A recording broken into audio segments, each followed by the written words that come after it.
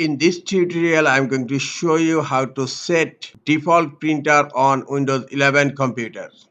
To set the default printer, right click on Start menu, click on Settings.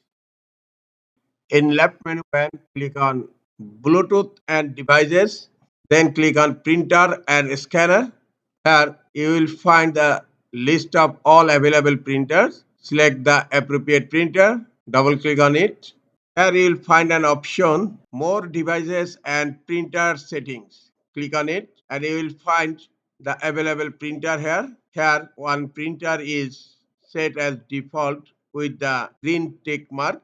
I'm going to change the default printer. Right click on another printer and then click on set as default printer. If you want to change the default printer again, just right click on the another printer and again click on set as default printer. The default printer is set with the green tick mark. That's it. This is the easiest way to set default printer on Windows 11 computer.